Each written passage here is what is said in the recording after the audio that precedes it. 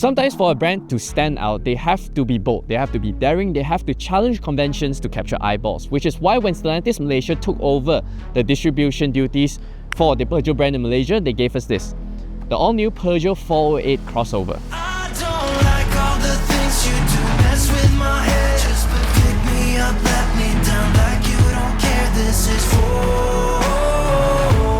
my time.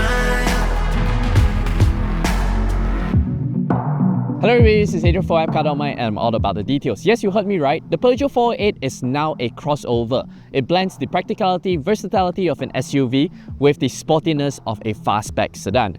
Riding on the new EMP2 platform, it now measures 4,687mm long, 1,859mm wide, 1,487mm in height, and with a wheelbase of 2,787mm. It's sized in between a Honda Civic and CR-V, hence a crossover. The car that we have today with me is the mid-spec premium variant, which I think is the best bang for your buck, and it's the variant that you should go for. Competitively priced at 168,755 ringgit, I think it's a much more sensible pricing compared to the top of the range GT line variant, which is knocking on the doors of 200,000 ringgit. For starters, the smaller 18-inch alloys gets a big thumbs up from me because when it comes to tyre replacement, the cost would be a whole lot more affordable compared to the full-fledged 20-inch alloys. And despite not having the full matrix LED headlights and the 3D lion's claw effect for the tail lamps, I think that the 408 Premium is still quite a looker. Onlookers would still assume that you've paid good money for this car. Boot space measures 536 litres, almost the size of an SUV and more practical than some SUVs in fact. The fastback design of the hatch makes it easier to load items in and out compared to a traditional sedan, and it's able to fit a pair of 20 and 24-inch suitcases with ease. And underneath down here, this is where you have your space saver spare wheel and two little compartments for your loose items.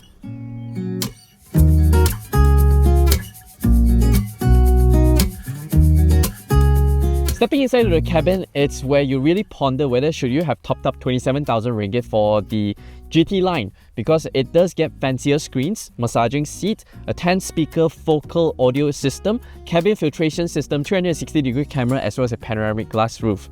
Because while the premium variant in here feels luxe, the vibes in here just doesn't quite match up to the striking exterior.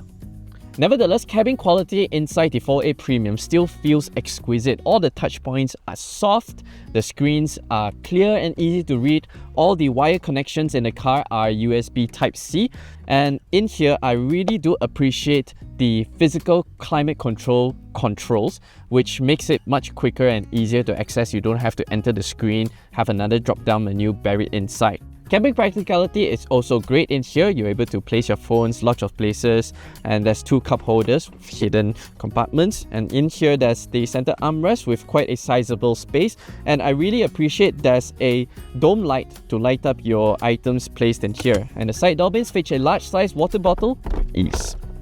Seated in the back seats, I have the front seat adjusted to my usual driving position and I'm 175 cm tall. I have about 3 and a bit tennis balls worth of knee room. Space in the footwell is also plenty. I'm able to comfortably slot my feet underneath the front seats.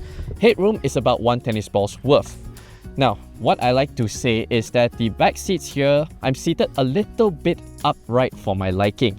And the bench is also a little bit short of thigh support, but nevertheless, yeah, I'm still able to slouch very comfortably. Amenities in here include one rear back pocket on the passenger side, rear air vents, 2 USB Type-C charging ports, a center armrest with 2 cup holders.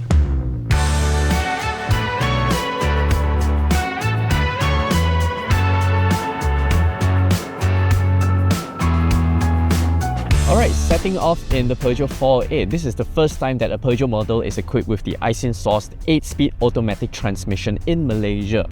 And setting off in city speeds, it's a smooth affair. There's no delay in transmission, there's no delay in throttle inputs, and any throttle input is proportionate to forward propulsion. So I like that very much, because in the previous generation of Peugeot models, even though they are fantastic on highways, it's the low speed stuff that's kind of a bit meh, right? But this one, even crawling in jams like this, it's a smooth affair. Now, another thing to note is that Peugeot makes fantastic riding cars.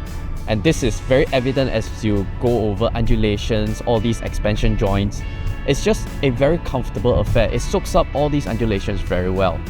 Now, this is despite riding on 18-inch alloys. They are wrapped around SUV profile rubbers, right? 225 55 R18s. And it just makes for a very plush ride. So I think when you go out for a test drive, that one single quality that will impress you the most would be its ride quality. The 1.6 litre 4-cylinder turbocharged petrol engine has been beefed up to offer 218 horsepower and 300 Newton meters of torque, and it offers such a satisfying driving performance. Power is so linear and is strong across the rev range. Even when you're accelerating at highway speeds, it's also an effortless affair. The throttle response is truly satisfying, and it's best you keep the engine between 3,500 to 5,000 RPM. That's where you really feel the grunt. Now, because this is not as tall riding as a traditional SUV, when you lean into a corner, you get a sense of confidence akin to driving a sedan, right? Because the car just pitch and hugs and tucks into the corner very, very well. And the strong engine just pulls you out of the bends effortlessly. Oh, this is such a satisfying car to drive. As I'm approaching to another bend, yeah, you don't get the kind of leaning sensation. You feel like you're driving a sedan. And when you decide to just chill and relax, you can just turn on adaptive cruise control and the 408 will just follow the car in front. And yeah, it helps you just relax your mind a little, especially when you're driving on long distance drives.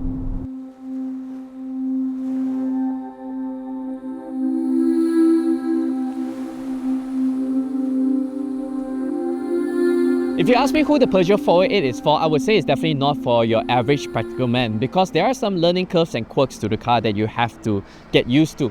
For example, how the steering wheel is adjusted for you to look over the top rim, how the park button doesn't automatically engages the parking brake, and how the instrument clusters can show between virtually nothing and almost everything. It's for those who dares to be different, want something that looks bold, inspiring to drive, and always an occasion to be in. And taking the plunge doesn't mean that you have to risk it all, because with Stellantis Malaysia personally invested in taking care of their esteemed customers, you can be assured that any turnaround time will be much shorter should you have any issues with your priced vehicle. The mid-spec 408 Premium offers the best balance between price proposition and kit, expected to make up the lion's shares of the 408 sales, and I personally would be an easy recommendation.